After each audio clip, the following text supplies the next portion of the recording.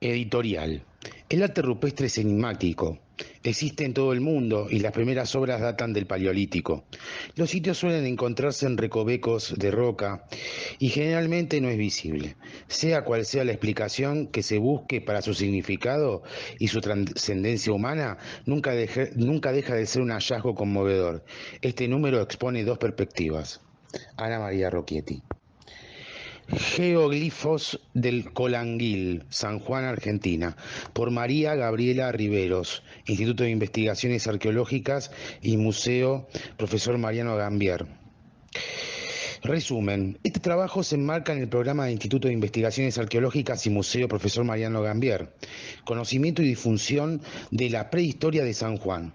Trata sobre el análisis de un conjunto de geoglifos hallados en la ciudad de Colanguil, en el departamento de Iglesias, en San Juan, Argentina. El análisis se inicia con la localización de los geoglifos y sigue con la descripción de la metodología para el relevamiento de sus diseños. Posteriormente se realiza un estudio formal de los mismos y culmina con una serie de especulaciones sobre los posibles significados de los geoglifos, tomando en cuenta los datos obtenidos y sus contextos. Se abordan cuestiones diversas como funciones y formas, en relación con geoglifos actuales de donde se derivan aspectos que tensan las interpretaciones entre los geoglifos prehispánicos. Introducción. El presente trabajo se realizó en el Instituto de Investigaciones Arqueológicas y Museo Profesor Mariano Gambier, dentro de su programa institucional Conocimiento y Difusión de la Prehistoria de San Juan. Trata sobre el relevamiento, registro y análisis visual de un importante conjunto de geoglifos encontrados en la localidad de Colanguil, en el departamento Iglesias, San Juan. Estos geoglifos constituyen objetos de estudio que pueden considerarse extraordinarios por tratarse de manifestaciones escasas en el repertorio prehispánico. También se hará una brevísima incursión en la producción de geoglifos actuales y land art, con el fin de ponerlos en relación y ampliar las posibilidades interpretativas sobre ellos. Surge esta idea para intentar comprender aspectos amplios sobre estos datos arqueológicos, teniendo en cuenta que, al ingresar en la esfera de la arqueología de lo simbólico, de lo ritual, o de lo no utilitario, la relación entre los atributos físicos de un artefacto y el uso y función del mismo se torna problemática, de modo que en este dominio el dato puramente arqueológico resulta insuficiente para saber cuáles fueron las conductas sociales que le dieron origen. Rodríguez, 1997. El arte rupestre de la provincia de San Juan está representado principalmente por petroglifos y en menor medida pinturas y geoglifos. Estos son muy escasos. Hasta el momento del trabajo de campo, en la provincia solo se conocía el conjunto del río Jachal, también en el departamento de Iglesia, San Juan. Prieto, 1992. Recién, en 2015, luego de la publicación de Micheli 2015, se dio a conocer otro geoglifo en la localidad de Chiringuillos, también en el departamento de Iglesia, San Juan, ubicado sobre los márgenes del Río Blanco, a pocos kilómetros de los demás geoglifos. En el desarrollo de este trabajo se han identificado 11 geoglifos. Al principio solo se trató de un hallazgo fortuito, ya que en la campaña del Instituto del año 1998, con motivo de relevar los petroglifos de la localidad de Colanguil, en el departamento Iglesia, el vaqueano Horacio Vega mostró al equipo de investigadores un diseño realizado en el suelo que había llamado su atención. Posteriormente se identificó como un geoglifo y entre los años 2009 y 2012 se realizaron tareas de prospección y relevamiento de ese y de los demás jeroglifos que se fueron encontrando. Según Gambier, el conjunto del río Jachal pertenece a los grupos de Angualasto y está asociado con la actividad ganadera y de tránsito, así con los petroglifos del mismo grupo. Destaca que esos geoglifos están ubicados en las zonas de tránsito obligado entre diferentes puntos importantes. Gambier 2000. En este sentido coincide en la relación geoglifos-rutas-tráfico propuesta por Lautaro Núñez, 1976, Falabella 1994, Briones 2005. Habrá que analizar entonces si el hallazgo de los geoglifos encontrados puede confirmar lo expuesto por Gambier. Acerca de los geoglifos. Los geoglifos son un tipo de producción que se instala visual y materialmente en el paisaje.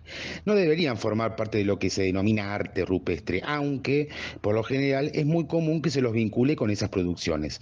Pues si atendemos a algunas definiciones de arte rupestre, se destaca que se trata de rastros de actividad humana o imágenes que han sido dibujadas, grabadas o pintadas sobre rocas, ya que el término rupestre denomina las rocas a lo relativo a ellas o lo relativo a ellas. Y en cambio el término geoglifo, acuñado por Mosley Nienmeyer, 1964, aunque puede producirse en los suelos rocosos, se refiere a otra categoría de producción visual. Si se tiene en cuenta que el término glifo proviene del griego glifo, que significa esculpir, cincelar, grabar, y que las operaciones propias de la producción, tanto de petroglifos como de geoglifos, sean las más básicas de la escultura, adición y sustracción, estos últimos operan como intervenciones en el paisaje o en el espacio natural, y no como producciones escultóricas ni como grabados. Estas intervenciones genéricamente denominadas en el campo del arte actual como land art no se relacionan con la problemática de lo escultórico y en cambio se sostienen en la lógica del dibujo. Constituyen dibujos que subvierten la escala, que no se trazan sobre una roca sino en el soporte de los soportes, que es la tierra, dibujos desmedidos, dislocados y desmarcados de la noción tradicional del dibujo o bien desplazados de su campo.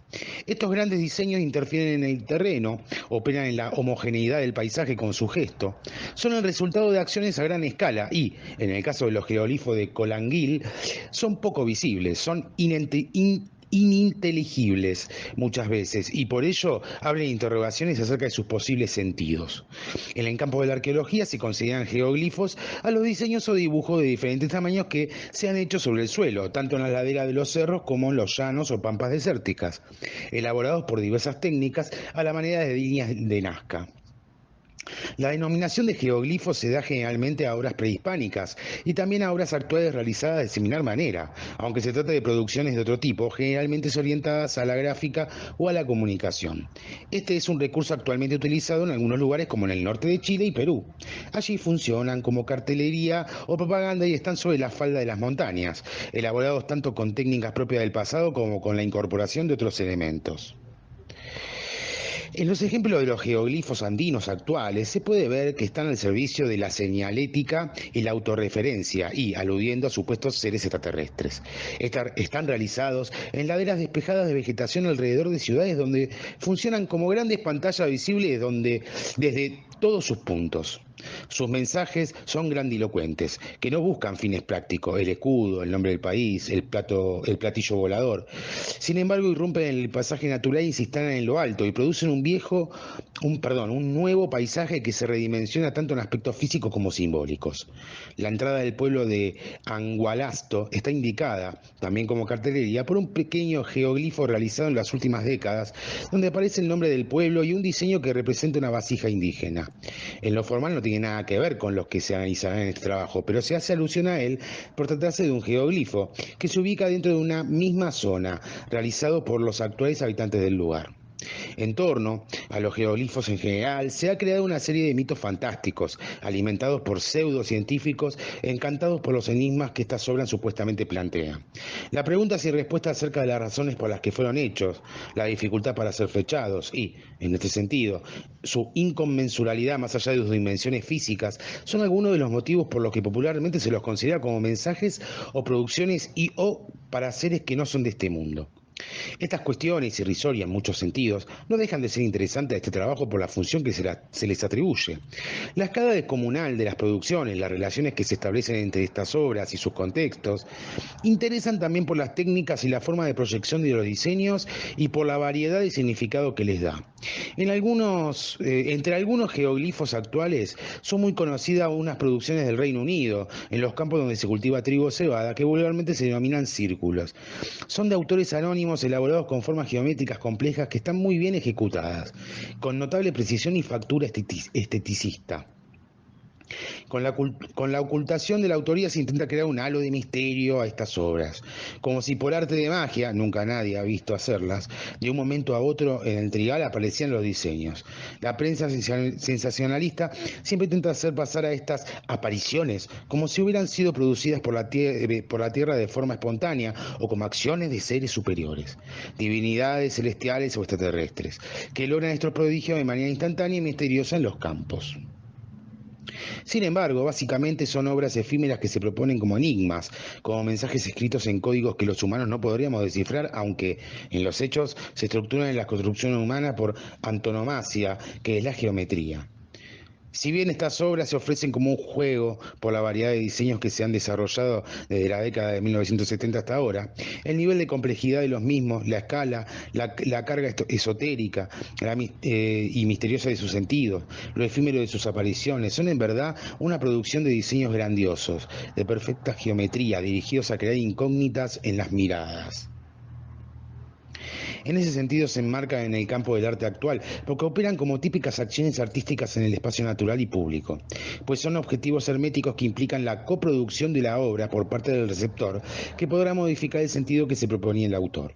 Por ello son obras que desde la cerrazón y el hermetismo involucran al receptor en múltiples tramas de significados, dejándolo frente a lo abierto de las interpretaciones que puedan hacerse sobre ellas, que serán más o menos precisas y densas, según el mundo de quien interpreta. Otra versión muy llamativa es la de la línea de Nazca virtuales. Son diseños que, gracias al desarrollo tecnológico actual, se asimilan a los del Nazca tal y como se ven en la fotografía. Se trata de unas publicaciones de una enciclopedia apócrifa que existe en Internet, denominada Enciclopedia, que en su medio digital tiene sus propios geoglifos de Nazca, virtuales y falsos, con los que se hace propaganda al sitio web. Los mismos, inexistentes en la Tierra, muestran el monumental logotipo de la empresa cuyo diseño articula signos, marcas y letras. Es interesante prestar atención, en este caso en particular, a lo monumental, a la gran escala, ya que se trata de fotografías que materialmente no abarcan esas dimensiones, pero la expresan, la comunican y la dejan ver. Es decir, que la monumentabilidad no está necesariamente vinculada con el tamaño de los diseños, pero sí con las relaciones entre las figuras y el fondo, tanto como con aspectos de percepción. Hay otros dibujos o diseños que se realizan actualmente con y sobre tierra y que tienen similares características físicas que los antiguos geoglíficos. Se los consideran como una de las manifestaciones del land art o intervenciones en el espacio natural. Son obras artísticas de diferentes perfiles. Unas veces son marcadamente politizados, panfletarios, ecologistas, etc. Y otras veces se trata de obras de arte ambiguas y de rasgos poéticos donde están desdibujados los límites entre la experiencia y el objeto, donde es difícil diferenciarlos del paisaje en el que se instalan. El land art, según Marchand Fils, 1972, surge como colorario del arte povera por la materialidad de las obras que están en situación de proceso. También expresa que tienen su punto inicial en reflexiones minimalistas que invitan a centrar el interés en los procedimientos y la materia de las obras que, tanto como el lugar donde se producen, determinan los resultados finales de la misma obra. Y en ese sentido agrega, las obras de land art no solo acentúan el polo físico sino también al polo mental. Cuanto más idénticos se vuelven obra y realidad, tanto más deviene un arte de reflexión. Los geoglifos que en este trabajo se van a abordar no se encuadran en los casos mencionados ni en la infinidad de otras manifestaciones del mismo tipo. Sin embargo, comparten características. No puede afirmarse, o sería discutible decir, que los geoglifos sean obras visuales, en cambio se trataría de producciones a veces o más o menos visibles. Estas obras no se ven con facilidad, ya que generalmente son de gran tamaño, se instalan y se despliegan por amplios territorios llanos. Son de difícil acceso y, estando frente a ellas, es posible que no haya manera de verlas desde el suelo, además de que en los alrededores en general no se encuentran puntos altos de observación para tal fin. Es por eso que habría que utilizar helicópteros, por ejemplo, para apreciarlos en su totalidad. Solo son visibles a simple vista aquellos geoglifos que se instalan en laderas, pero siempre a una distancia que supera ampliamente la que requiere un observador ante cualquier otra producción visual humana. Estas dos clases de emplazamiento no son arbitrarias, sino que tienen que ver con el sentido de su producción.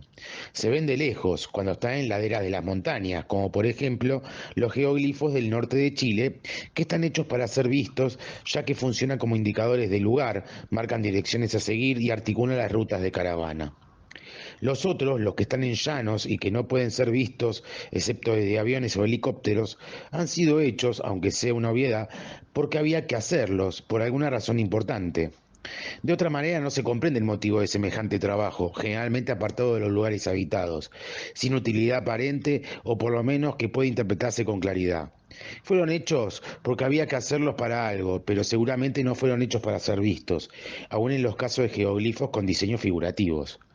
Es decir, que la acción está por encima de la representación y la recepción.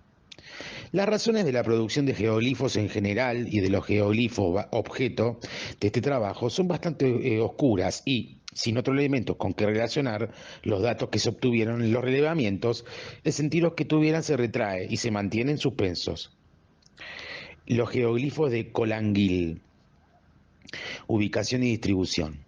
En el desarrollo de este proyecto se encontraron y relevaron 11 geoglifos. 10 de ellos son los que se encuentran en la localidad de Colanguil y uno entre las localidades de Conganguil y Tucum. Figura 1 de este video. Previamente ya se conocían los citados de Chiringuillos y los conjuntos del río Jachal. De ellos solo se encuentra entero un conjunto, aunque se conoce que aguas arriba y aguas abajo sobre la misma plataforma se encuentran los restos de otros conjuntos menores que han sido parcialmente destruidos por acción de la naturaleza. Micheli 2015. Sin embargo, la presencia de esos elementos fragmentarios en la zona indica que no se trataba de una sola imagen aislada, sino de conjuntos asociados por la técnica, por el lugar de emplazamiento y, sin dudas, por su significado.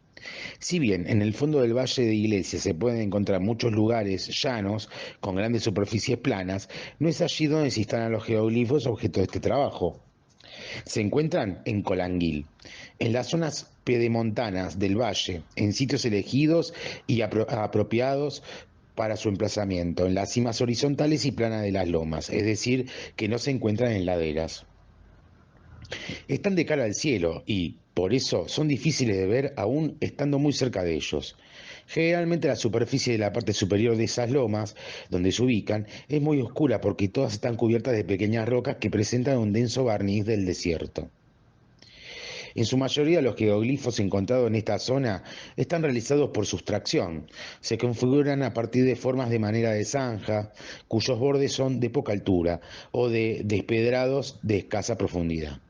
Por la acción de sustraer el material de superficie, el diseño que está en bajo relieve debe haberse percibido más claro en relación con el color negro del fondo, pero con el paso de los años las rocas removidas nuevamente se han recubierto de pátina del desierto y ahora cada diseño se percibe negro sobre fondo negro. De todas maneras, no ha habido mucho interés por destacar los diseños por contraste de color, porque se han removido solo algunas rocas y por eso no contrastan en el suelo arcilloso de la loma. Tampoco se destacan por la diferencia de altura entre bordes y el fondo de las zanjas, ya que ambos están casi al ras del suelo. La mayoría de los geoglifos se encuentran realizados en la parte superior de las lomas, a aproximadamente 2000 metros sobre el nivel del mar, que se ubican longitudinalmente a los costados del arroyo Colanguil, y a cuyas márgenes se encuentra el pueblo. Las lomas son muy elevadas con relación al arroyo que alcanza los 1900 metros sobre el nivel del mar, es decir que la diferencia de altura entre ambos es de 100 metros aproximadamente.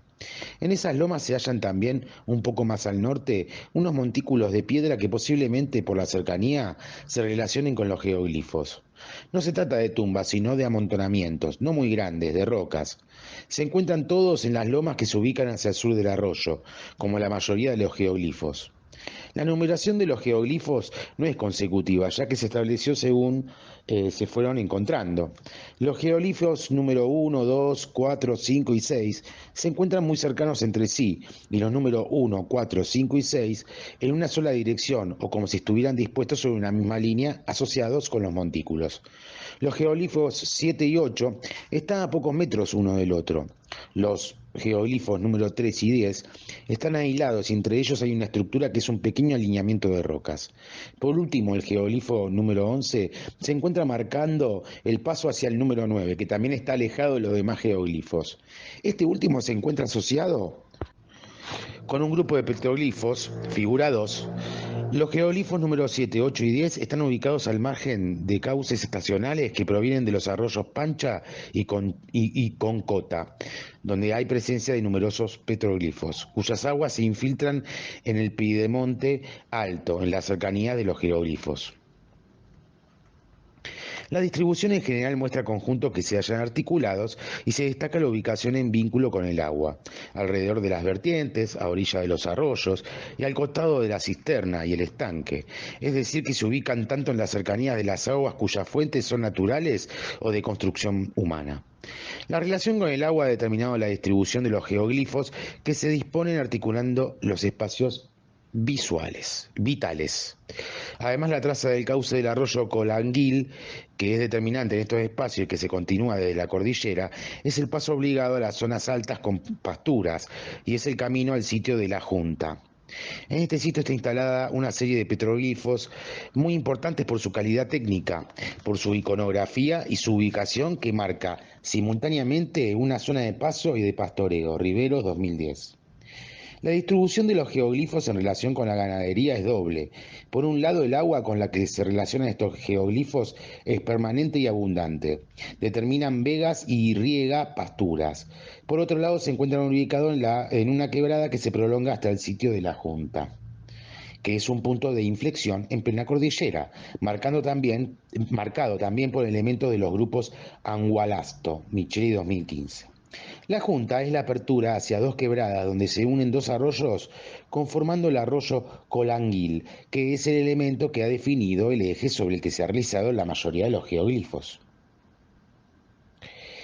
El geoglifo número 9, que se encuentra distante, sin embargo no está aislado, sino que se articula con el conjunto mencionado por el geoglifo número 11, que marca el punto de paso al camino más corto entre ambos.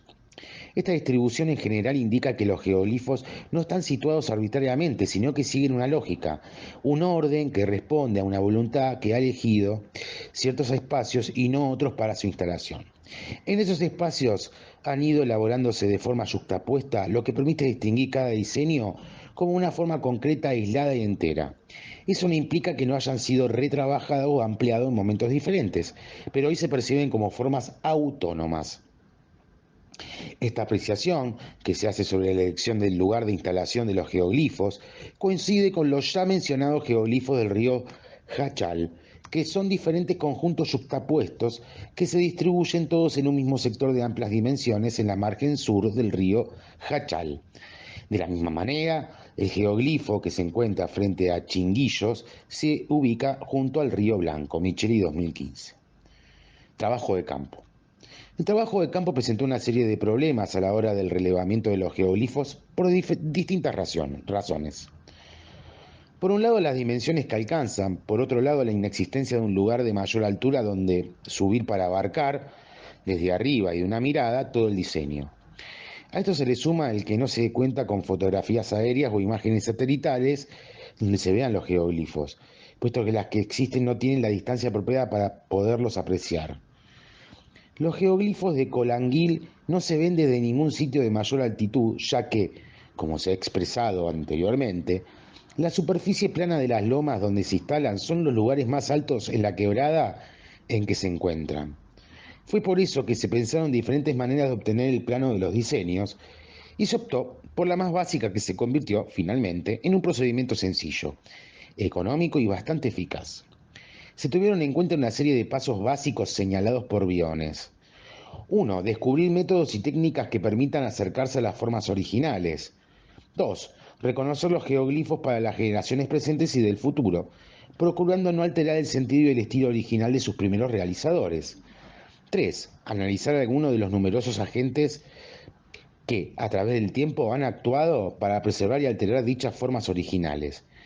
Briones, 1984. El procedimiento consiste en el armado de una cuadrícula, con cuadro de 50 centímetros por 50 centímetros o de 1 metro por 1 metro, sobre los geoglifos. La misma se elabora con hilo y se sujeta fuera de los límites de los geoglifos con clavos de pequeño tamaño. Con esto se asegura no afectar los diseños y tampoco el suelo. Figura 3. Las cuadrículas se hacen escuadra y orientadas sobre los puntos cardinales. El terreno favorece la operación ya que es casi totalmente plano y por ello los cuadrados no presentan distorsiones importantes que pudieran afectar el levantamiento de los diseños. Luego, con pequeños carteles, se enumeran los cuadrados y se fotografía cada uno de ellos desde una misma altura, dejando ver parcialmente los cuadros adyacentes. Con ello se asegura no cortar el diseño cuadrado por cuadrado, ya que, desde luego, no está sometido a una cuadrícula, sino que se dispone irregularmente en el suelo, y así luego se puede corregir con un mínimo margen de error. Posteriormente se realiza un dibujo de cada geoglifo in situ. Finalmente se quitan los carteles, se desarman las cuadrículas y se dejan los lugares sin ningún rastro visible del trabajo y por supuesto sin daños. Es recién en el laboratorio que se bajan las fotografías a la computadora y, en relación con los dibujos, se va ajustando los diseños hasta armarlos completamente, a escala y con detalles. Estos dibujos sirven a los fines de ver los diseños enteros y permiten analizar sus motivos. Sin embargo, no se asemejan a la experiencia de verlos directamente, lo que dista mucho de lo obtenido mediante el dibujo que tiene formas enteras y claras, pues en el lugar se ven a medias por su relación con el entorno, con la luminosidad variable a las diferentes horas del día y sobre todo por sus tamaños. Es por eso que se nos muestra fragmentariamente, pero a los fines de registrar y documentar las formas completas y poder ver cómo son, han sido una práctica eficiente. Descripción de los geoglifos. El primer contacto que se tuvo con los geoglifos de este trabajo, que inicialmente fueron identificados por el Baqueano Vega, fue en el año 1998. Entonces se sacaron algunas fotografías y se obtuvo una parte del diseño del geoglifo número 1, situado en los llanos de Lomas de Pepe Suárez. Por diversos motivos ese trabajo quedó inconcluso y fue reiniciado en el 2009. En ese año, en primer lugar, se hizo una prospección exhaustiva de la quebrada con la colaboración del Baqueano Vega, donde se hallan 5 geoglifos, más la serie de montículos antes mencionados y otras construcciones a las que están asociadas. Se localizaron las estructuras y se hizo un registro fotográfico con imágenes panorámicas de la ubicación de cada una. Geoglifo número 1, figura 4 de este video. Es el que había quedado inconcluso en 1998. Está ubicado a 30 grados, 2 minutos y 2,1 segundos sur y 69 grados, 16 minutos, 11,1 segundos oeste. Entre 1932 y 1935 metros sobre el nivel del mar. Se encuentra al costado del arroyo Colanguil y frente a un manantial. Mide 55 metros de largo por 18 de ancho. Está realizado en la técnica A y de raspaje, según las categorías planteadas por Núñez, 1976, que implican un trazado lineal, elaborado con surcos que, al romper el barniz del desierto por excavación, se perciben más claros con relación a la superficie no alterada. Asimismo, coincide con las técnicas de elaboración del reporte de los geoglifos del Valle Medio de Chicama, Galvez Mora, 2012, y de Palpa, Isla y Reidel, 2005, donde se destaca la elección del espacio, la eliminación de la capa pedregosa de la superficie, hasta exponer el suelo subyacente de color más claro, la acumulación de rocas removidas para destacar los contornos del diseño. Se puede decir que este geoglifo está elaborado mayormente con surcos y, en menor medida, con planos levemente despedrados. Los surcos respetan la medida del ancho de forma evidente. Claro está que estas medidas no son precisas, puesto que los bordes de los surcos tampoco lo son. Sin embargo, lo que se percibe a simple vista en la forma de los surcos es que mantienen el ancho, lo que se corrobora si se los mide. Son de 60 centímetros aproximadamente en el despliegue de todas las trazas. Este geoglifo tiene dos partes complejas unidas por un surco oblicuo que se despliega a lo largo de 18 metros. Tiene además otro surco que se abre hacia el noroeste, como un brazo que se dirige hacia una de las estribaciones adyacentes de la misma loma. Las dos partes complejas que lo componen, una hacia el norte y otra hacia el sur, están conformadas por planos levemente despedrados con particiones internas de diferentes formas y tamaños. Los bordes en relieve que contornean estos planos internos son de poca altura. Fueron despedregados y son irregulares, redondeados, algunos cerrados y otros abiertos. Eso depende de si tienen contornos enteros y continuos o no. Pues si los contornos que son en relieve se discontinúan, las formas inmediatamente aparecen abiertas. El diseño en general no constituye una imagen de la cual se conozca algún referente, por lo que no es figurativo. Este geoglifo, como la mayoría de Colanguil, puede asociarse por su técnica y por su forma a otros geoglifos del norte chileno, que fueron publicados como parte de un relevamiento general de los geoglifos de Iquique, Cerda, 1985. Se trata de una imagen abierta, más allá de que algunos planos presentan los contornos cerrados, porque se funde con el fondo, que es el suelo, por el tamaño y el material. Se ven partes de él, las que están cerca de quien observa, pero las demás, por la distancia, se desdibujan y se hacen más débiles a la vista hasta perderse en el suelo. Se esfuman y no pueden distinguirse el fondo de la figura. Además, el barniz negro es muy lustroso y, bajo la luz del sol, produce cierto espejismo que desvanece la imagen en las ondas de calor que emana del suelo. En general puede decirse que es abstracto, de formas irregulares, redondeadas, sin contraste, sin acento, ya que no presenta nudos de mayor complejidad o que se ponderen en alguno de sus sectores y, si bien se perciben dos partes diferenciadas, éstas se hallan articuladas y equilibradas. Parece difícil imaginar un diseño hecho toscamente en la Tierra que presente estas delicadezas, esa apertura y movilidad. Tal vez sea así porque se trata de un bajorrelieve cuyo dibujo necesariamente es hueco y en ese sentido se trataría de una obra carente de materialidad, ya que su contenido es el aire. Geoglifo número 2. Este geoglifo es el de la Loma Alta. Se ubica también en la Loma de Pepe Suárez, a 30 grados, 2 minutos, 23,6 segundos sur y 69 grados, 15 minutos, 52 segundos oeste y a 1992 metros sobre el nivel del mar.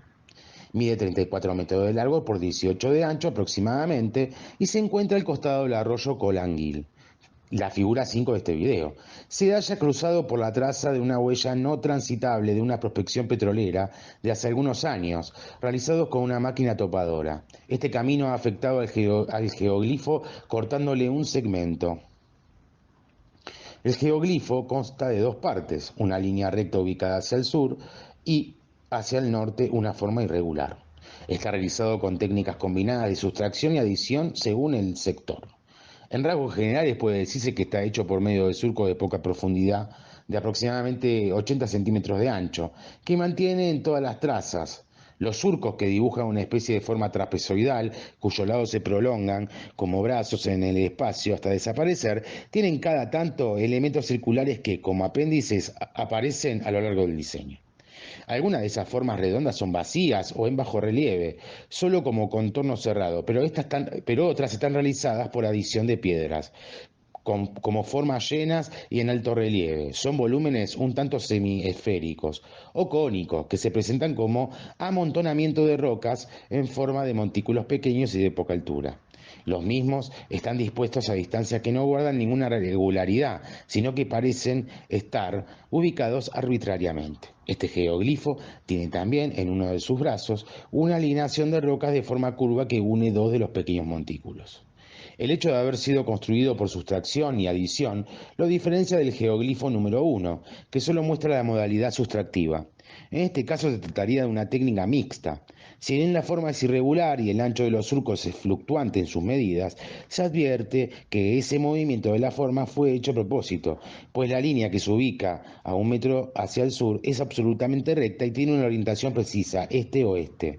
Esto indica que sus autores pudieron a voluntad marcar surcos de tipo lineal, rectos, que mantuvieran con precisión el ancho y estuvieran perfectamente orientados. El geoglifo, además de haber sido afectado por la traza de la huella que lo cruza, cortando oblicuamente uno de sus brazos, tiene una serie de madrigueras de tetmonis, ocultos o oculto, según la denominación local, que han roto levemente el suelo levantándolo y ahuecándolo.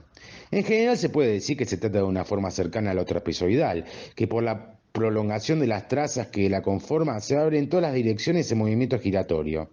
Aún así no es de estructura central, sino que es alargada. La misma se ve activada por los elementos circulares que descienden o ascienden según sean vacíos o con forma de montículo, generando un leve movimiento hacia abajo y arriba, dando como resultado una obra dinámica y abierta. Estas cualidades, sumadas al color negro tanto de la figura como del fondo, la hacen más difícil de diferenciar del contexto natural. La diferencia más perceptible entre el geoglifo y el suelo en que se despliega está en las texturas que muestran diferencias entre el suelo natural y el intervenido. En este sentido, opera como una imagen donde lo táctil se sobrepone a lo visual.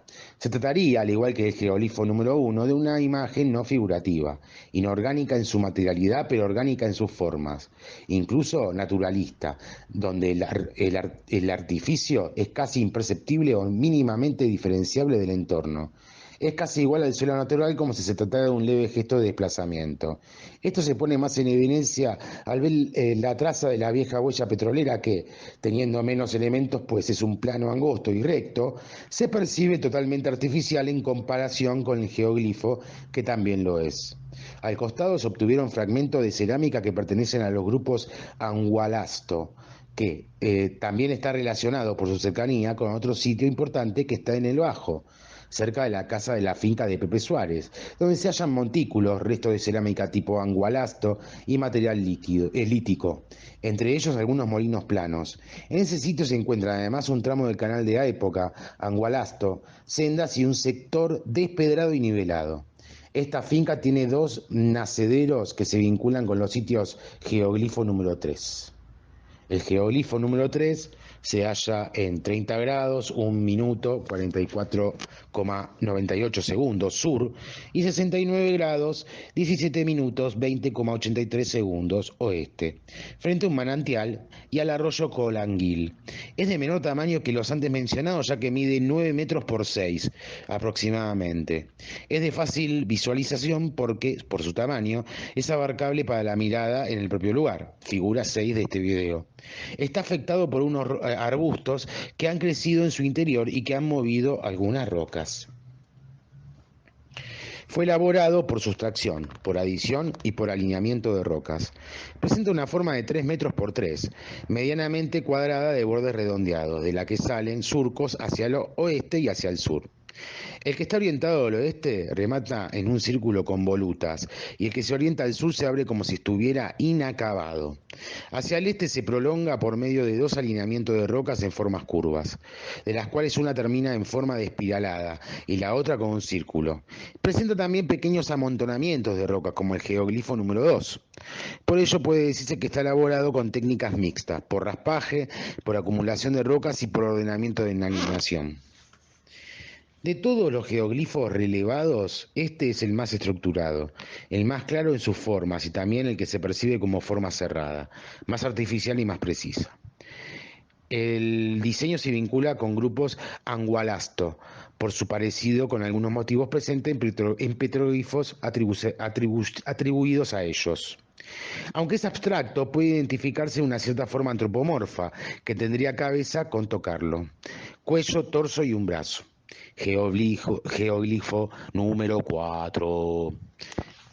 Este geoglifo, que es de la figura número 7 de este video, se encuentra ubicado en 30 grados, 2 minutos, 10,5 segundos sur y 69 grados, 15 minutos, 35,6 segundos oeste, a 1977 metros sobre el nivel del mar, frente al arroyo Colanguil y a un manantial. Mide 25 metros de largo por 8 metros en su parte más ancha.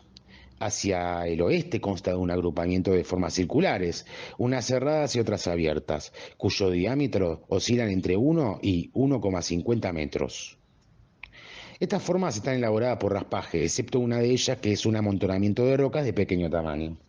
Esa parte hacia el sur presenta las formas circulares cerradas que empiezan a verse un poco más abiertas hacia el norte, dando como resultado un contorno muy dinámico de forma festoneada.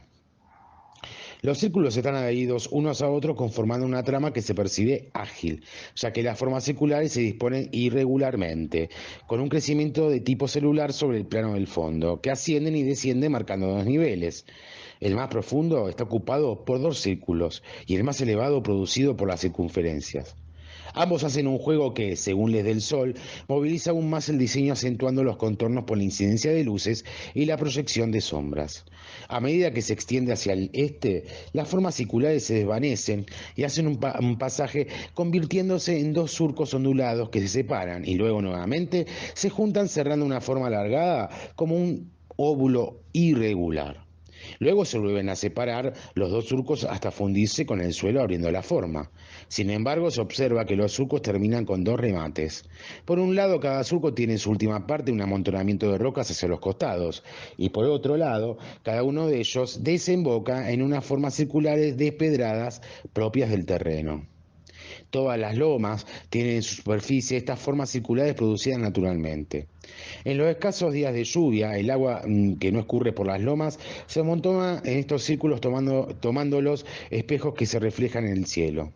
Estas formaciones, casi invisibles la mayor parte del tiempo, aparecen entonces como ojos de agua. Cuando llueve el geoglifo se transforma, muta de plano a profundo, uniendo por el reflejo la imagen del cielo con la de la tierra. Geoglifo número 5. Este geoglifo, que es el de la figura 8 de este video, se ubica a pocos metros hacia el este del anterior. Está a unos 30 grados, 2 minutos, 9,8 segundos sur y 69 grados, 15 minutos, 31,4 segundos oeste, frente al arroyo Colanguil y a un manantial. Se trata de una forma lineal que mide 30 metros de largo por 0,50 metros de ancho. La forma, que es ondulada, está orientada en noroeste, suroeste y remata en sus dos extremos en forma ovalada y cerrada.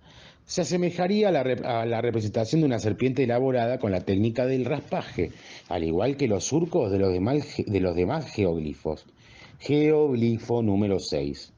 Este geoglifo, que es la figura 8 de este video, se ubica a 30 grados, 2 minutos, 10,7 segundos sur y 69 grados, 15 minutos, 40,3 segundos oeste, frente al arroyo Colanguil y a un manantial. Mide 3,50 metros por 2 metros, tiene una forma oblonga que describe una serie de elementos más o menos circulares u ovalados y despedrados que son abiertos hacia el interior del diseño y cerrados hacia afuera por un contorno irregular conformado por un borde ondulado. No representa algo conocido y se percibe como una forma gruesa que pondera lo plano por sobre lo lineal. Geoglifos número 7 y 8. Estos geoglifos se hallan al costado de un cauce eventual en quebrada ancha. Quedan hacia el norte de los anteriores y son similares entre sí por alguna de sus cualidades, no solo por su tamaño, que no se despliega como los antes descritos, sino por sus formas y factura. Esta última es poco elaborada, descuidada y tosca. El número 7 se ubica a 30 grados, 2 minutos, 50,8 segundos sur y 69 grados, 19 minutos, 57,7 segundos oeste y a 2.200 metros sobre el nivel del mar. Mide 12 metros por 10 y, al igual que el geoglifo número 6, está formado por elementos un tanto circulares y ovalados unidos entre sí orgánicamente. Cada una de las formas se distinguen por su perímetro que, al tratarse con la técnica de raspaje, permite que se formen bordes más altos que determinan los contornos y segregan superficies que fueron despedradas. Al costado, presenta dos formas de herradura que tienen marcado el despedrado en sus partes más profundas. El mismo se va uniendo con el suelo mediante una gradación que va de más o menos despedrado. En el centro del geoglifo ha crecido un retamo que ha destruido parcialmente el diseño. El número 8 se encuentra a 30 grados, 2 minutos, 50,1 segundos sur y 69 grados, 19 minutos, 49,6 segundos oeste, a 2.169 metros sobre el nivel del mar. Mide 11 metros por 8 y tiene una forma general irregular, más bien caprichosa, que no contiene elementos rectos ni angulosos.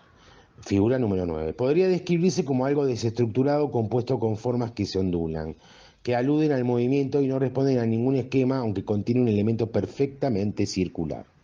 Geoglifo 9. Este geoglifo, figura 9, se encuentra en la localidad denominada Agua Escondida, en 30 grados 7 minutos 21,3 segundos sur y 69 grados 18 minutos 23,3 segundos oeste. El mismo está un poco alejado de los otros geoglifos a los que se hizo referencia y tiene un contexto diferente. Está vinculado a una cisterna de 5 metros de diámetro del tipo Punta del Barro, similar a la represa de Chiniaco. Gambier 1974-1988, página 16, de la localidad de Angualasto, aunque no hay presencia de material de superficie atribuible a la fase Punta del Barro y, en cambio, se encuentran algunos restos de cerámica del tipo Angualasto. Además está vinculado con petroglifos adscribibles a estos grupos. El geoglifo se halla a 30 metros de la cisterna, sobre el mismo terreno. Mide 11 metros por 8 y se encuentra orientado en dirección noroeste-suroeste. Consta de 4 bordes de diferente largo, con una separación de 2 metros entre ellos, y presenta 15 amontonamientos de piedras con diámetros que oscilan entre 30 centímetros y 80 centímetros. Estos pequeños amontonamientos o montículos se encuentran ubicados de manera irregular en un sector del geoglifo donde, por su presencia, los bordos se suspenden o se cortan. En el sitio se tiene la percepción de que estos bordos son rectos, aunque no es así. Perceptualmente tiene un orden muy definido que no se corrobora tomando las medidas y su orientación. Técnicamente el geoglifo ha sido realizado con los mismos procedimientos mixtos que los antes mencionados. Se articulan el raspaje y la adición de rocas y también presentan un marcado barniz del desierto. En general el diseño se ve negro sobre fondo negro. Sin embargo, a pesar de las similitudes con los demás geoglifos, este se percibe como un alto relieve más pronunciado donde hay predominancia del bordó sobre el surco. En las estribaciones del piedemonte, que está conformado por lomas que llegan hasta el sitio del geoglifo, existe un conjunto de 4 petroglifos. Lámina 3 de este video. Todos ellos están elaborados por percusión y tienen diseño de forma envolvente en soporte de mediano tamaño, aproximadamente de 30 centímetros por 20 centímetros en su cara visible. Son rocas cuyas caras aplanadas, de superficies homogéneas, tersas y negras, son visiblemente lustrosas por la presencia de pátina del desierto. Riveros 2004. No son únicas en el sitio por su forma y tamaño, aunque sí son escasas. Este tipo de roca es el más utilizado para realizar petroglifos por los grupos Angarasto, aunque se ha observado en los sitios ya estudiados. Rivero 2010. Presentan formas lineales, onduladas, conformadas por volutas, espirales y otros elementos redondeados, no figurativos que se recortan del fondo. Mayormente son formas cerradas que segregan planos irregulares. Sin embargo, al estar regidas por el formato de las rocas, que es naturalmente variable, no se proyectan como diseños rígidos, sino más bien excéntricos y fluctuantes. En este sentido, la forma de los diseños de estos petroglifos son coincidentes con la de los geoglifos, aunque también lo son por otras características antes mencionadas, tales como la elaboración por sustracción, la sujeción al formato del soporte, la apertura de las composiciones teniendo en cuenta que en su mayoría las formas son cerradas, el mantenimiento del calibre de las formas lineales en todas las trazas de un mismo diseño. La presencia de esos petroglifos de tipo angualasto, más los restos de cerámicas encontrados en las inmediaciones del geoglifo, refuerzan la idea de su filiación. Geoglifo número 10. Este se encuentra en Llanos de Palito, en 30 grados, 2 minutos, 4 segundos sur, 69 grados, 20 minutos, 33,5 segundos oeste, a pocos metros de un cauce eventual, a 2.237 metros sobre el nivel del mar, figura 10. Está completamente realizado por la adición de piedra de colores y orientado con la dirección noroeste-suroeste. Hacia el este presenta 3 montículos, el mayor se encuentra al medio y un poco más hacia el oeste que los 2 menores que están en los costados. Los montículos fueron saqueados y ahuecados en el centro, por lo que se han visto afectados en su forma original.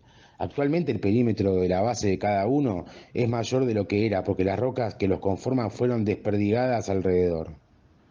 De todas maneras, aún se puede calcular la medida aproximada que tuvieron, que sería de 7 metros por 7, el mayor, y los 2 menores de 2 por 2 metros. Desde el montículo mayor surge hacia el oeste una serie de líneas formadas por la adición de roca de diferentes colores que se despliegan por 20 metros. Las líneas están conformadas por hileras de rocas separadas por espacios variables. Entre ellas son discontinuas, como si se tratara de líneas de puntos que la mirada tiende a unir. Los espacios entre las rocas, los intervalos, no son idénticos en todas las trazas. Hay líneas y sectores que mantienen una medida aproximada en los intervalos, mientras que en los otros no. El geoglifo está elaborado con rocas blancas, gris y rojas y negras. Las rocas blancas son las más visibles por su tamaño, que es similar al de las grises, y por contraste con el suelo, que es gris muy oscuro, casi negro. Las rocas de color rojo son de pequeño tamaño, pero se destacan porque son en cantidad y por su color saturado contrastan con el color del suelo. En general, las rocas están algo movidas de su lugar y no puede verse el diseño definido. Además, una senda de animales cruza un sector y ha desplazado el material, desconfigurando el diseño. De todas maneras, puede observarse que esas hileras de rocas que surgen a los pies del montículo se orientan hacia el suroeste, haciendo movimientos ondulados, pasando por momentos a formas circulares o espiraladas. A medida que se alejan del montículo, las hileras estrechan la distancia entre ellas, disminuyendo el ancho del geoglifo, que pasa de 14 metros a 1,5 metros. Sin embargo, no se percibe esta estructura triangular porque en casi todo el cuerpo el geoglifo mantiene un ancho aproximadamente de 9 metros. También, a medida que se dirigen hacia el oeste, alejándose del montículo, hay más presencia tanto de rocas rojas como de formas circulares. Las rocas de color rojo son mucho más pequeñas que las blancas y las negras, lo que produce una marcada inclinación de todo el geoglifo desde los tres montículos, que son altos, pasando por las rocas blancas y negras en forma decreciente, hasta llegar a las rocas rojas, que son aplanadas y están al mismo nivel del suelo. El diseño tiene dos partes, una más pesada y prominente, que corresponde a la zona de los montículos, y otra que es ligera, abierta y colorida. Podría decirse que es un diseño abstracto y de cualidades, de alguna manera puntillistas, por la configuración de los motivos, con puntos de color en lugar de pinceladas. En este caso, los puntos configuran líneas discontinuas que, en vez de comportarse como un diseño lineal, se muestran en el sentido de Wolfing 2007, como un diseño de características pictóricas por lo abierto de las formas, por la fusión gradual de las figuras con el fondo, por sus movimientos curvos y por su colorido. Es por ello, y en el sentido de Motny y Niemeyer, 1964, que definen los geoglifos como figuras de gran tamaño pintadas en cerro y planicies, que este geoglifo opera como una gran pintura de piedras, una obra que se distingue y resalta en el paisaje geográfico por la elaboración pictórica. Los colores del geoglifo son los colores del paisaje, pues todos los materiales con que ha sido construido están allí, en ese contorno y por otras partes, pero su reunión es un artificio que rompe con lo natural, ubicación de las partes en una composición, en una nueva configuración que responde a una visión y voluntades humanas. Este geoglifo, al fin, es una gran pintura del paisaje en el paisaje. Geoglifo número 11. Este se ubica entre la zona de los geoglifos descrita y el número 9, que se encuentra en la cercanía de Tud Kum, en el lugar donde se abre el camino para esa localidad, figura 10. Es el único que no está relacionado directamente con el agua, sino que se instala en un plano oblicuo y al parecer es una marca del paso al geoglifo número 9. Su forma es redondeada y su tamaño pequeño, pues su diámetro alcanza aproximadamente a 1 metro. Aún así es visible porque está elaborado por adición de rocas de color rojo que contrastan con el color del suelo, que es oscuro. Las rocas que lo conforman son de pequeño tamaño y en su mayoría son planas. Este pequeño geoglifo resulta llamativo porque atrae la mirada y, a cierta distancia, se ve como un punto rojo, por lo que se puede pensar que su sentido es útil, pues indica claramente un paso y, a diferencia de los demás geoglifos descriptos, es una señal, una marca. Conclusiones. Reflexiones sobre los geoglifos de Colangil. Habiendo descrito y analizado, en sus aspectos formales, cada uno de los geoglifos encontrados, se derivan confirmaciones y surgen reflexiones e interrogantes acerca de sus sentidos. La afirmación de Gambier sobre que están relacionados con la ganadería y el tránsito, al igual que los petroglifos, se comprueba en tanto que están asociados con contextos materiales y geográficos de los grupos angualasto, que eran agricultores y ganaderos. En el caso de los petroglifos vinculados con los grupos angualastos, es muy evidente su relación con la actividad ganadera. Los conjuntos anteriormente analizados, tales como los de la Junta de Colanguil, el Pancha, la Vega Mateo, Peñaquistos, Azules, en la quebrada de Conconta, Agua Blanca, etc., se ubican en excelentes zonas de pastoreo donde hay vegas con abundante pastura, con presencia de agua de los arroyos. Son lugares al resguardo del viento, abrigado en épocas muy frías y fresco en épocas calurosas. También la temática preponderante entre los motivos y escenas de los petroglifos se refiere claramente a las actividades propias de la ganadería. No solo la vida del ganado, como los animales pastando, apareamiento, hembras amamantando, animales en estampidas, peleando, etc., sino también escenas de acciones humanas en relación con el ganado como encierros, recuas de animales cargados, ensillados, montados, etc. Es decir, que los temas principales de las imágenes y el contexto geográfico son claros en relación con el sentido de su producción. No obstante, también se destacan motivos que no presentan relación directa con las actividades pastoriles y la ganadería. Hay muchos diseños abstractos, escenas de danzas y elementos iconográficos, Angualastos, Micheli 2015, como la imagen del cóndor, visible también en otras manifestaciones de la cultura tales como textiles, cerámicas, objetos suntuarios, etc. Los petroglifos de Angualasto también se emplazan en zonas de paso entre una quebrada y otra, en la divisoria de agua de los arroyos que se abren a espacios diferentes con más pasturas. En relación con los geoglifos se puede decir que los que fueron hallados en el río Jachal están emplazados claramente en una zona de paso, a orilla del río y en uno de los accesos más directos que unen el Valle de la Iglesia con el Jachal. Los geoglifos analizados en este trabajo están vinculados claramente con el paso hacia zonas de pastoreo y en relación con el agua. Se instalan en llanos o en el suelo plano de las áridas cimas de colinas. Están a la vera de los arroyos y ubicados en la cercanía de vertientes y cauces eventuales. En uno de los casos están en el punto de reunión con otras fuentes o reservorios de agua que son manantial y la cisterna. Se hallan marcando sitios por donde nace, pasa o se junta el agua, es decir, con el manantial, con el arroyo y con el pozo. Los nacederos o manantiales se hallan claramente vinculados a los geoglifos número 1, 3, 4, 5, 6 y 9. El número 3 se encuentra enfrentando a uno de los manantiales y al costado del arroyo Colanguil. Los número 1, 4, 5 y 6 a otros manantiales y en el mismo arroyo, y el número 9 también están enfrentando a un manantial y al costado de la cisterna. Los lugares por donde pasa el agua son el arroyo y los cauces secos o eventuales. El arroyo proviene de los glaciares, por lo que se trata del agua de deshielo, que es constante y está en relación con los geoglifos 1, 2, 3, 4, 5 y 6, ya que todos ellos se encuentran en la parte superior de las lomas que están al costado del mismo. Los cauces eventuales, en cambio, no tienen agua durante todo el tiempo, ya que dependen fundamentalmente de las precipitaciones pluviales y menos del agua del deshielo que se infiltra en la tierra en la cercanía del lugar de instalación de los geoglifos. Por otra parte, la presencia del agua que se junta tiene dos formas. Una es natural, representada por aquellas depresiones descritas en relación al geoglifo número 3, que naturalmente se forman en la cima de las lomas y que retienen por muy poco tiempo el agua de la lluvia. La otra es la cisterna que de manera artificial mantenía el agua y permitía controlar su uso.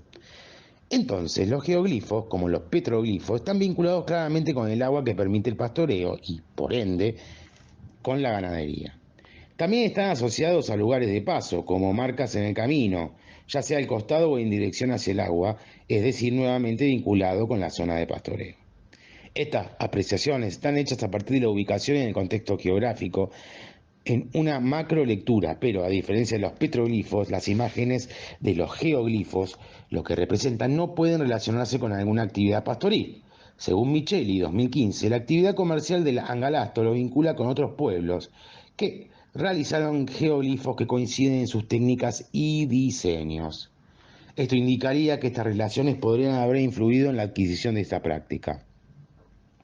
Sus diseños, como ya es descrito, no son figurativos, sino que son signos abstractos, formas indefinidas y no vinculables con referentes conocidos. Pareciera que las formas son caprichosas por falta de regularidad y por el uso indistinto de las técnicas con las que están elaborados. Los elementos regulares y presentes en todos los geoglifos son: 1. La ubicación en suelos llanos. 2. Los diseños abstractos no geometrizados, con formas abiertas de estructura orgánica y dinámica. 3. Su vinculación con el agua. Y 4. La orientación noroeste-suroeste en los de mayor tamaño.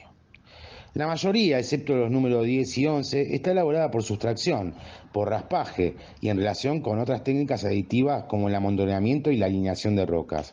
Todos ellos son negros sobre fondo negro, difícilmente distinguibles en el terreno, o mejor dicho, casi invisibles. Esa invisibilidad es la que abre la pregunta por sus significados e interroga sobre las razones por las que fueron hechas. ¿Para qué hacer semejante trabajo? Cuidando detalles como el ancho de las trazas de la línea o el diámetro de los pequeños túmulos y círculos, si no pueden apreciarse casi de ninguna manera. ¿Para qué hacerlo si los diseños completos no pueden verse ni de lejos ni de cerca, ya que solo se ven vaga y fragmentariamente? El razonamiento del para qué fueron construidos se ve truncado al no presentar evidencia de alguna utilidad práctica, lo que lleva a pensar en otros fines. Si se trata de un solo geoglifo con esas características, podría considerarse una acción aislada, pero al haber tantos que respetan las normas que se han detallado, se infiere que debía cumplir con ellas, lo que determina un procedimiento. Este, esquivo en su sentido y en las razones de su producción, es claro en sus pautas, en sus técnicas y evidente en sus signos. El para qué de su elaboración no es algo arbitrario, sino que tiene un sentido que se confirma en la iteración de los signos que, en su carácter de abstracto, están en un lugar de otra cosa, sustituyéndolas, están referidos a algo ausente. Por lo tanto, son susceptibles de una lectura que rebasa la piedra y el agua, es decir, que está más allá de las cosas concretas con que se pueden describirse, como también su utilidad práctica, y así se abre a otro ámbito donde están los signos y sus significantes, o sea, al plano de las abstracciones. Este ámbito no es compartido por otras abstracciones que presentan las demás manifestaciones visuales de los grupos angualasto, como ocurre con los petroglifos, con los diseños de la cerámica o los diseños textiles, pues se trata de otra clase de abstracciones, otro tipo de signos más oblicuos y opacos para nuestra interpretación. No tiene un fin esteticista, es decir, que no funciona como ornamento, porque son toscos y casi no se pueden ver. Su invisibilidad no indica alguna finalidad práctica, por ejemplo, en relación a la señalética, a excepción del geoglifo número 11. Tampoco se ve relación con el uso del agua, ni siquiera el geoglifo que está al costado de la cisterna, ya que no funciona como acequias o zanjas que permitan su circulación en algún sistema de riego o algún desvío o juego del agua. No muestran signos identificatorios de angualasto, tales como los atributos del cóndor, que sí se ven en las demás manifestaciones visuales de esos grupos. Sin embargo, son atribuibles a angualasto, porque en la mayoría se han encontrado, aunque escasos, restos cerámicos solo de estos grupos, y porque se vinculan directamente con sitios habitados por ellos. Aunque el espacio de ocupación angualasto se despliega por todo el valle de Iglesia, y estos jeroglifos están en un área muy restringida. Además, el geoglifo número 10 es idéntico en su material y técnica a los geoglifos de río Jachal, que son figurativos y que muestran motivos antropomorfos cuyos diseños contienen signos propios de angualasto, es decir, que hay indicios que sustentan su filiación. Al comienzo de este trabajo se dijo que fueron hechos para algo. Ese algo es lo que no se deriva directamente de la evidencia material ni del contexto geográfico ni cultural de Angualasto. Fueron hechos porque hubo que hacerlos cumpliendo con un procedimiento, iterando los signos, haciendo una y otra vez gestos concretos que aluden al ámbito de lo abstracto. Descolocar y recolectar las piedras en una nueva configuración, sin un claro fin útil ni ornamental, de cara al cielo y en formas desmesuradas, no abarcables para la mirada humana, puede estar indicando que tal vez se trate de cuestiones que tienen que ver con otras cosas, con otros aspectos de la vida de esa comunidad, tales como la ceremonia, la fiesta o el juego. Estos aspectos se cumplirían en ciertos rituales que involucran al agua por su ubicación y al cielo por su posición. Estos geoglifos se producen en el paisaje y no son el paisaje, son otra cosa ambigua, casi indistinguible del contexto geográfico natural en que se instalan. Al igual que el land art, están desdibujados los límites entre la experiencia del paisaje y el objeto, pero difícilmente sean arte, y si lo fuera no podría saberse con certeza, ya que se desconocen las cuestiones relativas al arte que pudieran considerar quienes lo produjeron. Al respecto, Briones y Álvarez, en 1984, expresan: lo representativo y lo simbólico se conjugan de un modo original en los geoglifos, de tal manera que no siempre estamos seguros de interpretarlos adecuadamente. Es necesario estar consciente del riesgo de error del estudioso. Si intenta ser respetuoso y fiel a la expresión artística, estética y simbólica de sus autores. En este caso, lo representativo y lo simbólico nos rehuyen, y no se puede decir que se trate de expresiones estéticas. Sin embargo, lo que sí puede decirse es que ahí están, acariciando levemente el suelo, dispuesto como una obra abierta que pone en tensión nuestro polo mental. Son obras que, más allá de lo medible y cuantificable, provocan el libre juego de nuestra facultad y se aparecen como elementos reflexivos de quienes siempre tienen algo más que decir, que siempre sorprenden con algo que se entrama con la complejidad de sus objetos, sus prácticas y simbolismo. Y no podría ser de otra manera, porque así es Angualasto.